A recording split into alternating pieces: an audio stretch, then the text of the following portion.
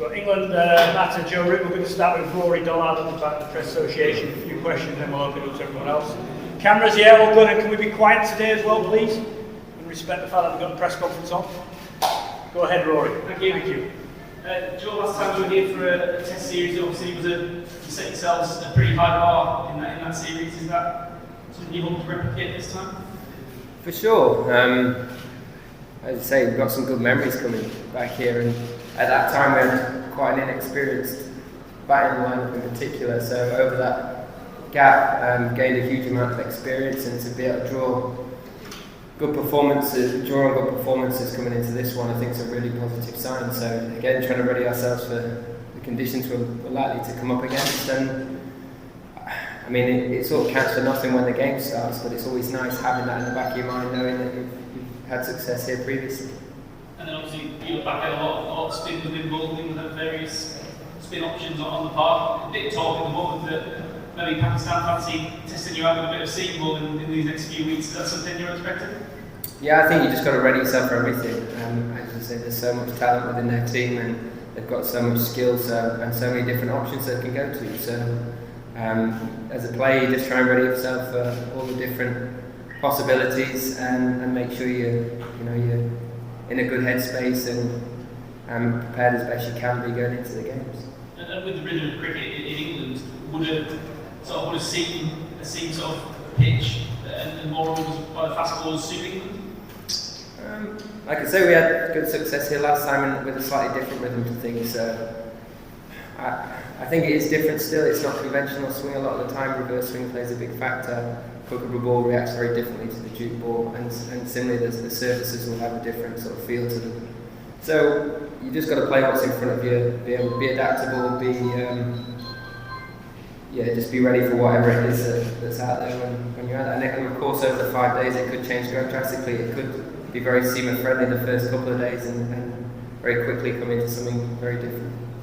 Okay, we'll go here on this side, two on this side, and two at the back. Yeah, go ahead, in the corner. Yeah, what is your opinion about pitches and weather here in England? Pitches? In what regard? What about the pitches? What do you want to know about the pitches?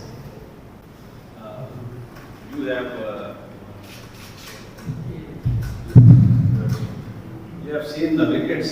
I've not seen this wicket yet. Sorry, I've seen the ends. They still look quite green, but again, that could change quite drastically over the next couple of days. And as a player, I mean, that's what you pride yourself on, being able to combat whatever it is that's in front of you. It might be bowler friendly, and you've got to have the skill level to be able to combat that, find ways of making runs and scoring, and putting a total on the board that's going to win you a game. So whatever it is, we just got to be ready for it, and trust our skill level and our ability as a team to go out there and exploit it with ball in hand, and simply try and put pressure back on them when we can with the bat. Behind, please. Joe, more than 12,000 runs in there, 3400. What are your aims for the future? Are you after the records of great Sachin? No, I think more than anything, I think you judge yourself on how many games you can affect and how many games you can help win. So I think that's a big driver for me, is how many times can contribute to winning games for England. And I think if with that mindset and the mindset of trying to be successful in whatever conditions are in front of you, I think that's a good enough driver for me to keep going and want to keep enjoying it and keep playing. So yes, enjoy that. Shahid and Aslan, please. Joe, sort of a similar question with this. They say that milestones are byproduct of good performance. So is Alistair Cook's record in the back of your mind, because you missed out on 100 on the last two as well? The only reason it's on my mind is because people keep asking me about it, to be honest, but not really. I see myself playing Test cricket for a lot longer. It's not like I'm going to get to a certain mark or a number and say, right, I'm done now. I just want to keep enjoying the game, keep playing. It's a great team to play in. We have so much fun on and off the field together, and we really enjoy it. And as long as that's the feeling that I have inside, I think I'll have plenty of drive and determination to keep going. And, like I say, keep trying to help England win Test matches. So over the last couple of years, England has sort of played Test cricket how they have wanted to and not bothered about the opposition per se. But of course, Pakistan over the last few years they have not had a very good patch, especially in the home Test matches. And considering when you guys were here last time, you won the series 3-0. So do you think that anything if less than 3-0 win would be an unacceptable result for England? What are your thoughts on that front?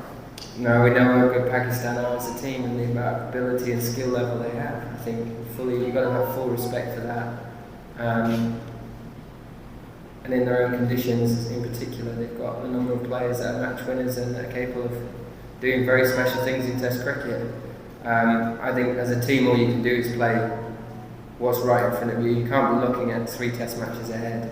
So much can happen in that space of time, and the landscape could look very differently in 3 games' time. So it's really important that you just focus yourself and ready yourself for that first game and the next 5 days that are ahead of us, and make sure you put the performance in that hopefully gets you ahead in the series and go from there. So I don't think it'll be a focus on the end result, or how we're going to get there. That's going to be the most important thing. How we're going to tackle the conditions that we're presented with. How we're going to take our 20 wickets and make those big scores that are going to put Pakistan under pressure with the bat. So I think that'll be the main focus of the group. And clearly, if we do well for 3 games, we should be in a really good spot. One more on this side, and then we'll do 2 more, and then we're done. Go ahead, Ian. This is Abubakar from Cricket.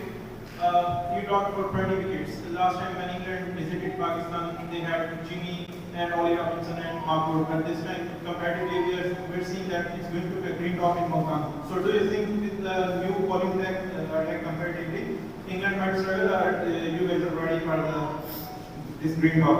I think it's an exciting prospect, having a completely new attack, and it's a great opportunity for us to grow and develop as a Test squad and to try something very different. I think for a long time before that last series here, we generally had a very similar attack in all conditions, and for us to now have a slightly different way of looking at the game and approaching things and trying to exploit what's right in front of us is a really exciting way to look at the game. And it's a great opportunity for this group to do things differently again. And those sort of chances and opportunities that come from that really excites the group. And what a chance to go out here and potentially do something very special again. I'd say I've got some very fond memories of coming here last time, and what an achievement that was. So if we could get off to a really good start in this game, then hopefully we could build on that and take it even further. 2 more on this side, yeah, go ahead, and then I'm with the cap. What's finally update about Ben Stokes is playing or not in first test? Don't know, mate. I'm not captain anymore. I'm not involved in those discussions, so we'll have to wait and see. He's coming along great though. He's worked extremely hard to get himself fit. As you'd imagine, very diligent in his rehab, in his gym work. Practiced really well over the past few days, and clearly, desperate to get back at it. So I guess we'll see shortly. Just a question. You were in Multan, and please explain the comparison between Pakistan and England between fast bowling, spin bowling, and batting. What's the comparison? Bowling. Who's bowling? Yeah, fast bowling. Yeah. Yeah, spin bowling, and the batting Pakistan and England. Who's better? The differences between the two. I think they're both pretty young in age, but I'd say Pakistan's attack is a lot more experienced than ours, especially in these conditions. So, but again, like I say, that's just a great opportunity for us as a group to go out there, and sometimes that naivety can really play into your hand and it can be a real advantage. A lot of their players won't have come across some of these bowlers before, and that can be a real plus for you as a team. I'd say they're different. I wouldn't say better or worse than each other.